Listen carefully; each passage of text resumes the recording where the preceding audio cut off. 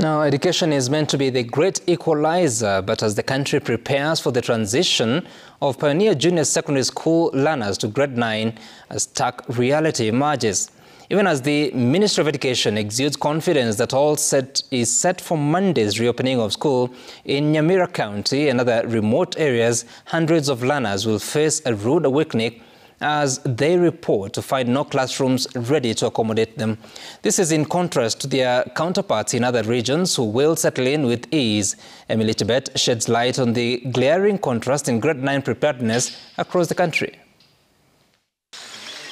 At first glance, you might mistake this for an abandoned structure, and you wouldn't be wrong. This was once an early childhood development and education ECDE classroom for pupils at Nyamira Primary School in North Mugirango, Nyamira County.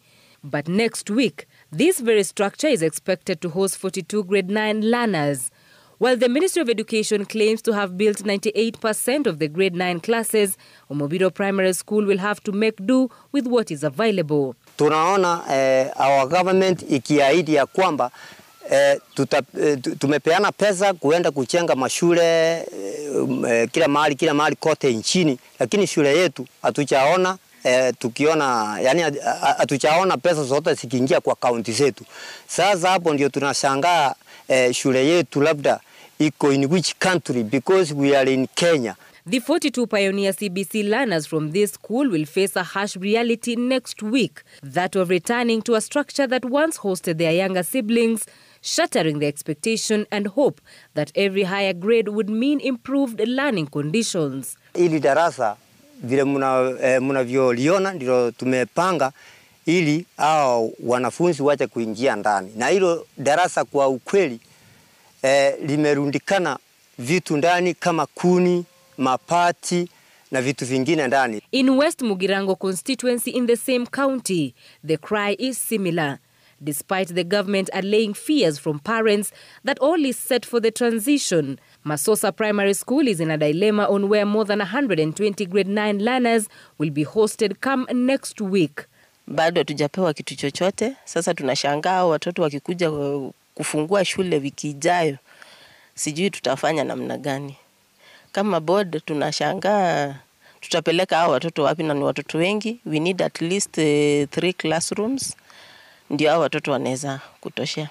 According to the Board of Management Chair Lady, there are plans to construct 2 classroom heaters snug after they failed to disburse the required funds.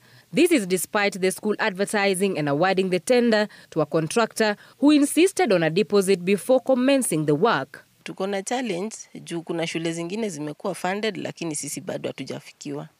Akaunti yetu bado ina pesa.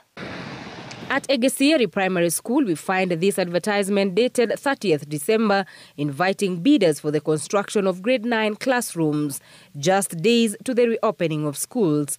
A number of schools in the remote areas are grappling with different challenges, including lack of enough teachers, while their counterparts from Moi Forces Academy and Midas Academy from Machakos were at Gravity CBC Resource Center for retooling ahead of school reopening. Well-equipped human resource will always propel the country into greater heights. And that is what informs our decision to constantly bring our teachers together and our parents together so that we can learn together. Then we get to know exactly what is expected of us. We recognize the importance of exposing the learners to the learning areas that you'll be choosing to do in senior school, because they cannot choose what they do not understand or do not know. The decision making in terms of pathways will be made easier.